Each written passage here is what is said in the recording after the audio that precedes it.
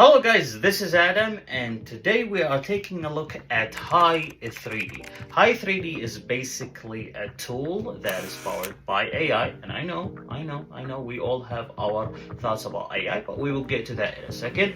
And simply the idea behind it is that you take an image or you take an object and then you put that object in and that object will be converted into 3D. Now, do not think that you can bring, let's say, a whole project or a whole scene or a whole environment and put it in and it will simply spit out the whole environment for you, modeled, textured with albedo and also with vertices and faces and all of that fun stuff in terms of the topology. No, that is not the case, which is good because you do not want something that would create everything for you from the get-go. What you want is something simply where you put it in and it will give you some guideline to work with or some basic model that you can work with. Then you can texture yourself and also you can fix the topology for yourself. And that's the idea here, because you want something that would make your work a little bit faster. As you can see in the images right now, these are some of the stuff that I made, and they did take a lot of time, and a lot of the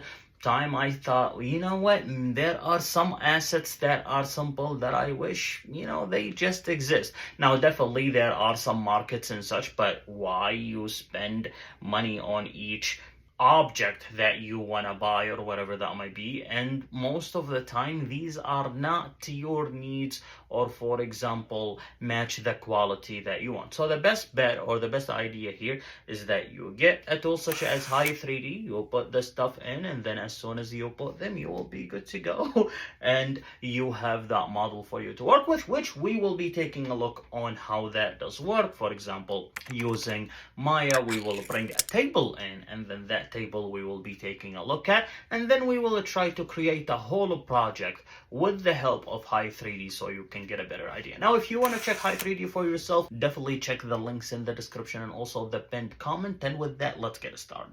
So this is basically Hi3D, the website, as you can see right now, and basically I have a couple of models here that I did work on before, and we will explore these in a second.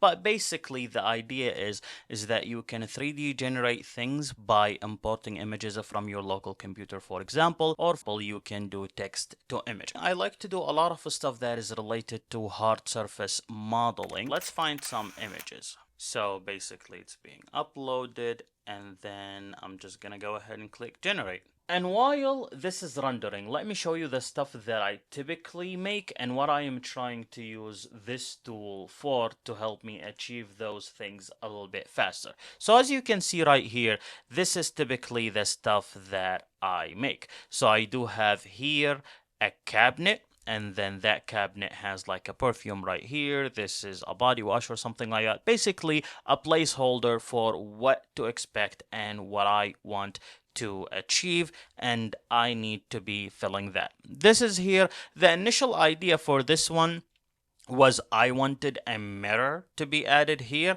and then I was like, maybe it would be a light, and then that light can be turned into a mirror, so when someone is in front of it, they can see themselves while that they are, for example, washing their face. And then here you have the faucet, and then again some placeholder stuff right here, such as the toothbrush, and then that's your sink. This was modeled using Maya, and then I did the camera angles and all of that fun stuff, and then this is what we, let's say, started with. Then the final image or the final product was this. So after some lighting and after some texturing and after modeling way more, because as I said at the beginning, I had some placeholders.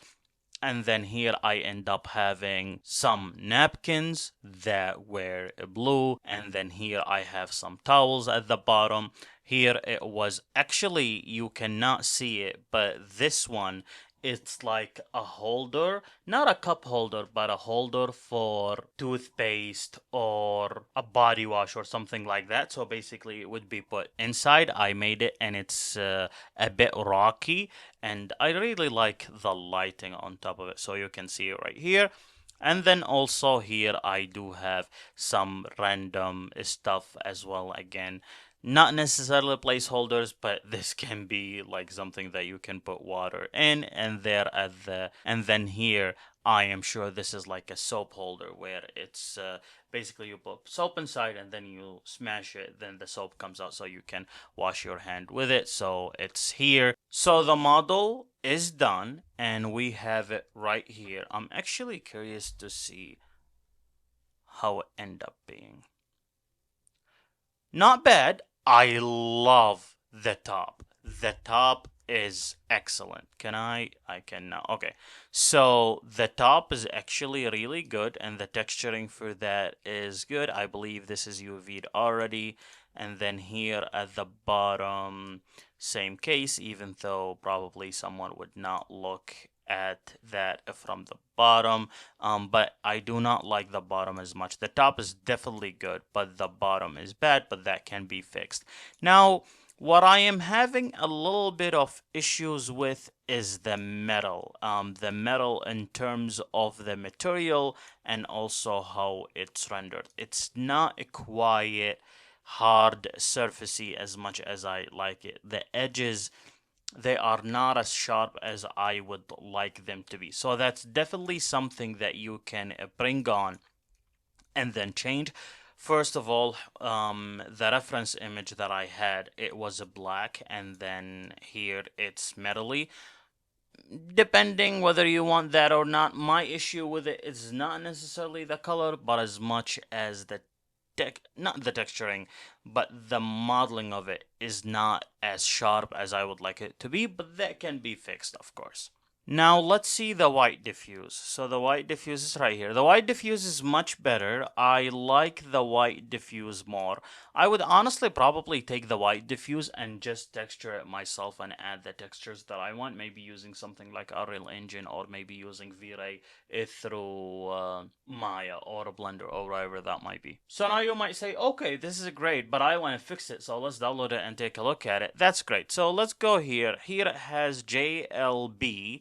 I honestly don't know what JLB is, but I know what object is and I know what an FBX is. So I will go with an FBX first. So let's go ahead and download it as an FBX and open it with Maya and then take a look at it even further and let's see the topology and everything. Okay, so this is Maya and I am going to import whatever I need to import, which is the object that we downloaded as an FBX. Okay, so right now it's downloaded. As you can see, it's the one right here. There are a couple of things that I want to do. First, I want to hide the outliner.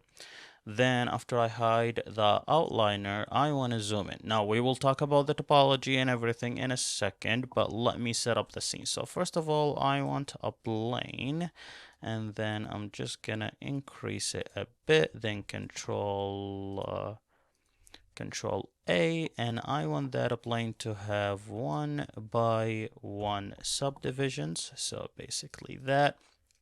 And then here, let me bring that up top just so, you know what, let me do this. So I'm gonna move the pivot point. Okay, so that is here. Let me just double check. So V, yep, it's snapping to the ground. That's good. So the topology definitely looks like a topology that is being scanned through a 3D scanner. So as you can see, there is a lot of faces right here, and that is too much topology. That's the same thing when you scan a 3D object like through a scanner and then you will get it, and that's what you get in a general sense. So this is very similar to it, meaning that the topology is not the best if you are using those for video games. You definitely need to clean your topology, but if you are using those for rendering or a still image or an animation, even though the price that you will be paying is such a high rendering time, such as using Arnold or V-Ray, it's gonna, or even Cycles, is gonna take a long time to render.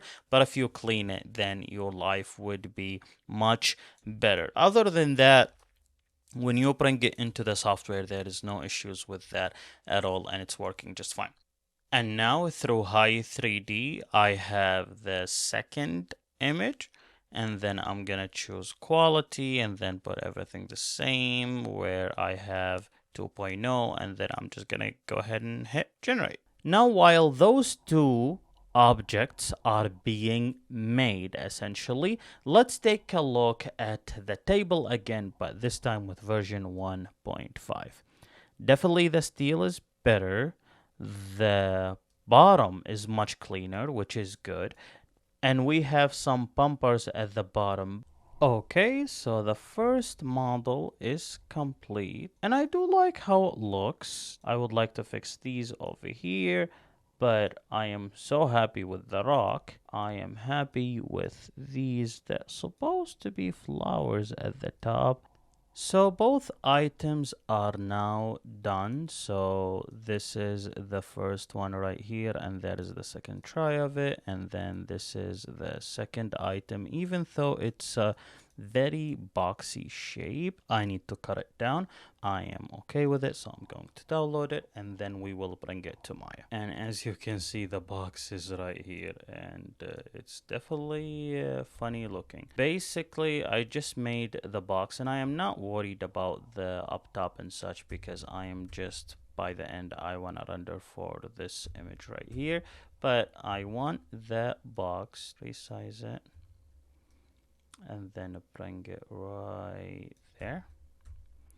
And then I'm gonna resize it here. Now there is definitely other ways to do that as well, but I just wanted to show the capabilities and what you could do when using Hi3D.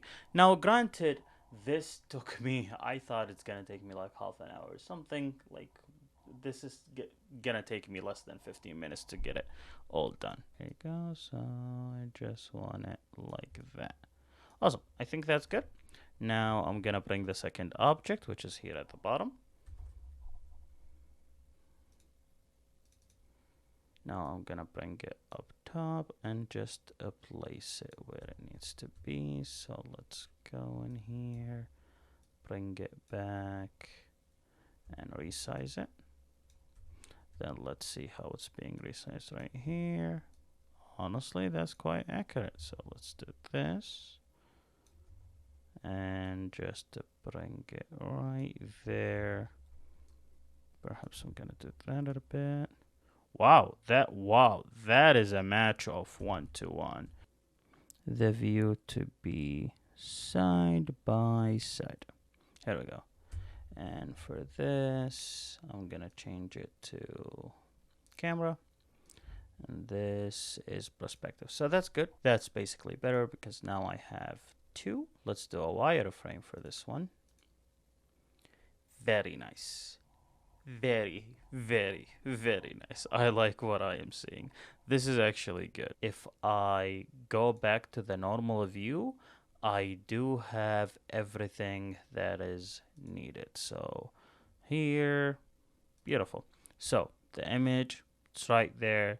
And then that thingy that we brought is right here as well. So everything is as good as it should. And by the way, you can download them as an object instead of an FBX, and that would give you all the textures as well, so you can bring them in with the textures. But for me, since I want to make my own textures, I just wanted to match it where it's just like that. And that took me about 10 minutes as a whole. I simply made the room, and after I made the room, I brought these objects in, which they took some time here at the bottom. That's fine.